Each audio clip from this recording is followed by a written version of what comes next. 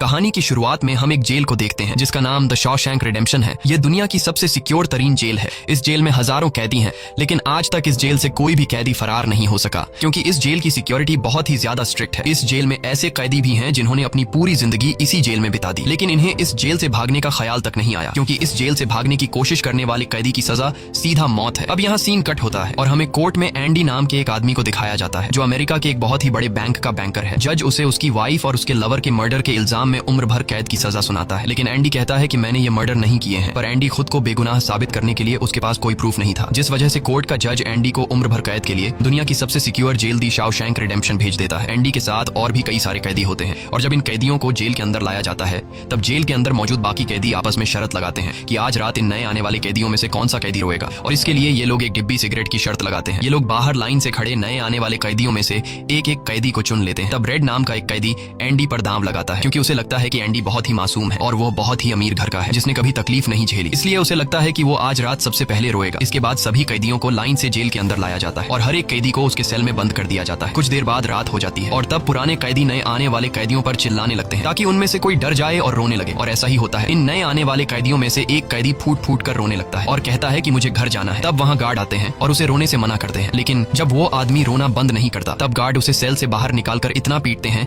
कि वह बेहोश हो जाता है। दूसरी तरफ रेड एंडी पर लगाया हुआ दांव हार जाता है और रेड समझ जाता है कि एंडी बहुत ही स्ट्रांग है क्योंकि इतना डराने के बावजूद उसने एक आवाज तक नहीं की। इसलिए अगले दिन रेड अपने साथी को सिगरेट का एक डिब्बा दे देता है क्योंकि रेड एंडी पर लगाया हुआ दांव हार चुका था। तभी हम एंडी को देखते हैं जो अकेला चुपचाप ब्रेकफास्ट कर रहा होता है। तब एंडी की मुलाकात जेल के सबसे पुराने कैदी ब्रुक्स से होती है। ब्रुक्स को यहाँ इस जेल में लगभग 50 साल पूरे होने वाले हैं। एंडी समझदारी से ब्रुक्स से इस जेल के सभी छोटे बड़े रूल्स और हर एक कैदी के बारे में जानने की कोशिश करता है। तब ब्रुक्स एंडी को जेल का हर एक सीक्रेट बता देता है और वो एंडी से कहता है कि अगर तुम्हें जेल के बाहर से कुछ मंगवाना हो तो रेड नाम के कैदी के पास जाना। ये सुनते ही एंडी भी इंतजार नहीं करता और वह सीधा रेड के पास पहुंच जाता है और रेड से कहता है कि मैंने सुना है तुम बाहर से किसी भी चीज को अंदर मंगवा सकते हो। तब रेड कहता है हाँ मैं मंगवा सकता हूँ, लेकिन ऐसी चीज जो यहाँ से भागने या फिर किसी को मारने में काम ना आती हो। एंडी रेड से कहता है कि मुझे हैमर यानी एक हथौड़ा चाहिए। हथौड़े का नाम सुनते ही रेड कहता है कि तुम्हें हथौड़ा ही क्यों चाहिए, क्या तुम हथौड़े से किसी को मारने वाले तो नहीं हो? तब एंडी कहता है नहीं, मैं किसी को मारने वाला नहीं हूँ, मेरा यहाँ कोई भी दुश्मन नहीं है। ये सुनकर रेड कहता है कि तुम्हारा यहाँ दुश्मन तो नहीं है, लेकिन जल्द ही कुछ लोग तुम्हारे दुश्मन बनने वाले हैं। वो कुछ लोगों की तरफ इशारा करके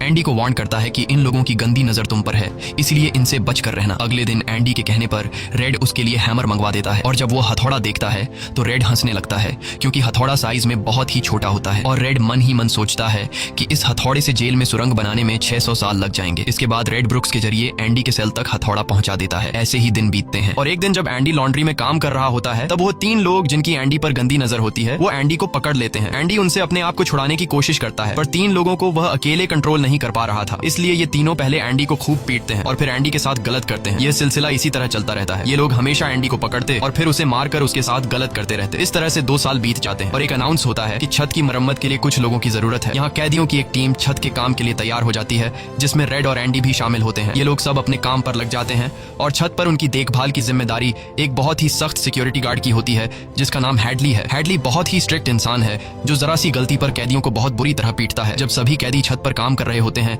तब हैडली थोड़ा परेशान होता है और अपने साथियों से कहता है कि मेरे भाई की हाल ही में मौत हुई है जिसके अकाउंट में $30,000 पड़े हैं। अब मेरे भाई का मेरे अलावा इस दुनिया में और कोई नहीं है, इसलिए उसके पैसे पर मेरा हक बनता है। लेकिन परेशानी की बात यह है कि जब मैं इन $30,000 को अपने अकाउंट में ट्रांसफर करूंगा तब सरकार मुझसे टैक्स के रूप में सारे पैसे ले लेगी। हैडली जब अपने साथियों से यह बातें कर रहा था तब एंडी भी इसकी सारी बातें सुन लेता है। एंडी जो कि एक बहुत बड़ा बैंकर है उसे पता था कि इन पैसों को बिना गवर्नमेंट को टैक्स दिए कैसे निकाला जा सकता है।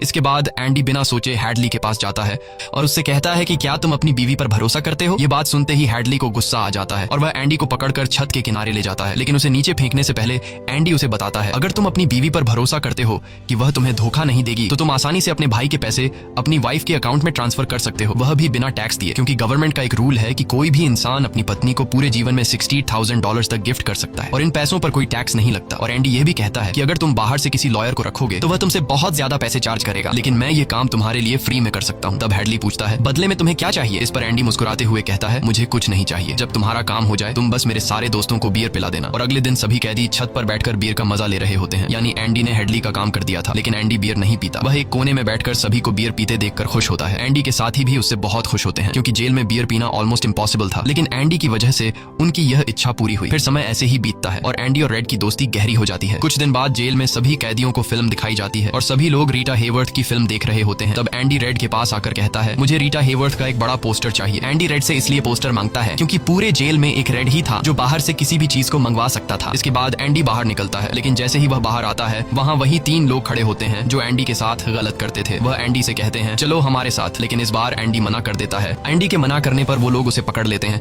और उसके साथ जबरदस्ती करने की कोशिश करते हैं, लेकिन एंडी भी उनका मुकाबला करता है। पर वो लोग 3 होते हैं, जिस वजह से वो एंडी को बहुत ही बुरी तरह से पीटते हैं। पर आज ये लोग एंडी के साथ कुछ कर नहीं पाते, लेकिन एंडी को ये लोग इतना मारते हैं कि एंडी 1 महीने के लिए अस्पताल में चला जाता है और साथ ही वो आदमी जिसने एंडी को मारा होता है उसे 1 हफ्ते के लिए काल कोठरी में डाल दिया जाता है। 1 हफ्ते बाद जब वो वापस अपने सेल में आता है तो वहां पर वही ऑफिसर होता है जिसका एंडी ने $30,000 का टैक्स बचाया था। और इस ऑफिसर को किसी ने बता दिया था कि एंडी को इस आदमी ने इतना मारा है कि वो बेचारा 1 महीने के लिए अस्पताल में चला गया है। अब यहाँ वो ऑफिसर उस आदमी को इतनी बुरी तरह से मारता है कि वो हमेशा के लिए पैरालाइज हो जाता है। 1 महीने बाद जब अस्पताल से एंडी वापस अपने सेल में आता है तब उसे अपने सेल में रीटा हेवर्थ का एक बड़ा पोस्टर मिलता है जो कि असल में एक वेलकम गिफ्ट होता है रेड की तरफ से। इस तरह से दिन गुजरते हैं और एक दिन जेल का वार्डन सिक्योरिटी गार्ड के साथ एंडी के सेल में आता है और उसके सेल की तलाशी करवाता है। सेल की चेकिंग लेने के बाद जब वार्डन को कुछ नहीं मिलता तब वार्डन की नजर सामने लगे पोस्टर पर पड़ती है। वार्डन कहता है कि वैसे तो मैं सेल में पोस्टर अलाउ नहीं करता, पर तुम इसे अपने सेल में लगा सकते हो। दरअसल तलाशी तो एक बहाना होता है। वार्डन को इस ऑफिसर ने बताया था कि किस तरह से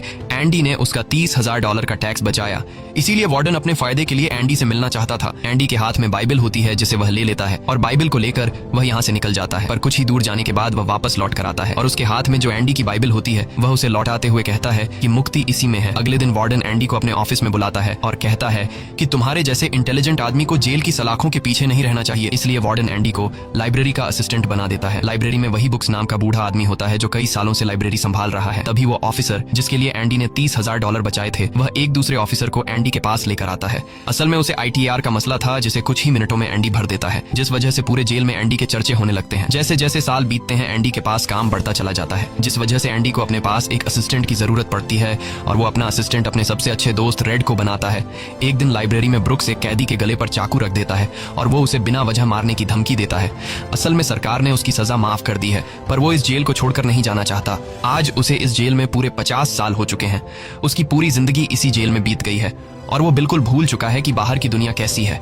ये जेल की दुनिया ही उसकी असली दुनिया है और उसे लगता है कि अगर उसने किसी का खून कर दिया तो उसकी सजा बढ़ जाएगी और उसे इसी जेल में रखा जाएगा। एंडी के समझाने पर ब्रुक्स उस आदमी को जिसकी गर्दन पर उसने चाकू रखा था छोड़ देता है। अब न चाहते हुए भी ब्रुक्स जब जेल से छूटने के बाद बाहर आता है तो उसे बाहर की दुनिया बहुत अजीब लगती है। 50 सालों में बाहर की दुनिया की रफ्तार काफी ज्यादा बढ़ गई होती है। जहाँ सड़क पर पहले एक गाड़ी दिखती थी अब सड़कों पर गाड़ियों की भीड़ है। कुछ दिन बाद वो एक सुपरमार्केट में काम करने लगता है, लेकिन उसका बाहर की दुनिया में बिल्कुल भी मन नहीं लगता। उसे बार बार जेल की याद आती है और वो जेल में वापस आना चाहता है। इसीलिए वो कभी कभी सोचता है कि वो कोई क्राइम करे ताकि वह फिर से इस जेल में जा सके। लेकिन ब्रुक्स इस उम्र में कोई भी क्राइम नहीं करना चाहता था और इस भीड़ भाड़ वाली तेज रफ्तार वाली जिंदगी में ब्रुक्स सर्वाइव नहीं कर पाता और अपनी जान दे देता है। मरने से पहले वो जेल में अपने साथियों के नाम एक खत लिखता है जिसे पढ़ते हुए सभी बहुत ज्यादा इमोशनल हो जाते हैं। वहीं हमें जेल दिखाई जाती है जहाँ पर वार्डन एक नया प्रोग्राम शुरू करता है। इस प्रोग्राम में जेल की कैदियों को बाहर ले जाकर काम करवाया जाएगा ताकि उन्हें पता चल सके कि मेहनत से पैसे कैसे कमाए जाते हैं। और कैदी भी इस काम के लिए मान जाते हैं क्योंकि वह सब भी बाहर की हवा खाना चाहते थे और इस तरह से वार्डन इन कैदियों से काम लेता है। पर इस प्रोजेक्ट के जरिए वार्डन को बहुत सारे कॉन्ट्रैक्ट मिल जाते हैं क्योंकि जेल के कैदियों की लेबर बहुत सस्ती होती है और जो बाहर की लोकल कंस्ट्रक्शन लेबर की टीम होती है उन्हें कहीं पर भी काम नहीं मिलता क्योंकि वार्डन उनका काम आधी कीमत पर अपने कैदियों से करवाता है। और वार्डन आधी कीमत पर काम इसलिए करता है क्योंकि कैदी कोई लेबर तो थे नहीं जिनको वार्डन दिहाड़ी दे पाता। इसलिए वार्डन फ्री में कैदियों से काम करवाकर बहुत सारा पैसा कमाने लगता है और उसका यह पैसा ब्लैक का होता है। लेकिन एंडी एक बैंकर होने की वजह से वार्डन का सारा ब्लैक मनी व्हाइट में बदल देता है। दरअसल एंडी इन पैसों को एक ऐसे आदमी के नाम पर जमा करता है जो इस दुनिया में है ही नहीं और वह उसके अकाउंट में सारा पैसा ट्रांसफर कर देता है ताकि अगर कल को पुलिस को पता भी चल जाए तो पुलिस एक ऐसे आदमी को ढूंढ रही होगी जो इस दुनिया में कभी पैदा ही नहीं हुआ। अब यहाँ जेल में एक नया कैदी आता है जिसका नाम टॉमी है। टॉमी बहुत यंग होता है और वह इस छोटी सी उम्र में कई सारी जेलों में जा चुका है। टॉमी एक बहुत ही फ्रेंडली नेचर का था, इसलिए उसकी जल्द ही जेल में बहुत से कैदियों से दोस्ती हो जाती है। एक दिन खाने की टेबल पर टॉमी सबसे कहता है कि मैं पिछले कई सालों से चोरी कर रहा हूँ, इसलिए मैं यहाँ की कई सारी जेलों में जा चुका हूँ और इस बार भी मैं चोरी की वजह से इस जेल में आया हूँ। टॉमी की बात सुनते हुए एंडी उसे कहता है कि अगर तुम चोरी करने के बाद बार बार पकड़े जा रहे हो तो इसका मतलब ये है कि यह काम तुम पर सूट नहीं करता, इसलिए तुम्हें चोरी करना छोड़ देना चाहिए। टॉमी को एंडी की यह बात बिल्कुल ठीक लगती है, इसलिए टॉमी रेड से एंडी के बारे में जानकारी लेने लगता है। टॉमी रेड से कहता है कि एंडी बहुत ही इंटेलिजेंट और डिसेंट इंसान है, उसे जेल क्यों हुई है। रेड उसे बताता है कि एंडी एक बहुत बड़ा बैंकर था लेकिन उसने अपनी वाइफ और उसके लवर का कत्ल किया जिस वजह से उसे उम्र भर कैद हुई। यह सुनकर टॉमी सोच में पड़ जाता है। जैसे उसे कुछ याद आया हो उसके बाद वह वह एंडी को बुला लेता है। अब टॉमी के सामने एंडी और रेड होते हैं। टॉमी इन दोनों को बताता है कि 4 साल पहले मैं एक जेल में गया था जहाँ पर मुझे एक कैदी मिला और उस कैदी ने मुझे बताया कि एक रात वह एक घर में चोरी करने गया। चोरी के दौरान उस घर का मालिक जाग गया। अब पकड़े जाने के डर से उसने उस घर के मालिक और उसकी पत्नी को मार डाला। बाद में उसे पता चला कि वो दोनों पति पत्नी नहीं थे बल्कि लवर थे और वो औरत एक बहुत बड़े बैंकर की पत्नी थी। कुछ समय बाद जब मैंने अखबार में न्यूज पढ़ी तो मुझे पता चला कि पुलिस ने जब इन 2 मर्डर्स के बारे में जांच की तो पुलिस को शक हुआ कि इन दोनों को बैंकर ने मारा है। इसलिए बैंकर को उसकी पत्नी और उसकी पत्नी के लवर के हत्या के इल्जाम में गिरफ्तार कर लिया गया। यहाँ हमें पता चलता है कि एंडी बेगुनाह था। ये सब जानने के बाद एंडी वार्डन के पास जाता है और उससे ये सारी बातें बताता है, पर वार्डन जानबूझकर उसकी बातों पर विश्वास नहीं करता क्योंकि एंडी वह इंसान है जो उसके काले पैसों को व्हाइट में बदलता है और वार्डन के सारे राज जानता है। इसलिए अगर एंडी यहाँ से चला गया तो वार्डन न तो और पैसे कमा पाएगा और शायद उसके ब्लैक पैसों का राज भी खुल जाएगा। इसलिए वह एंडी से कहता है कि यह एक झूठी कहानी है।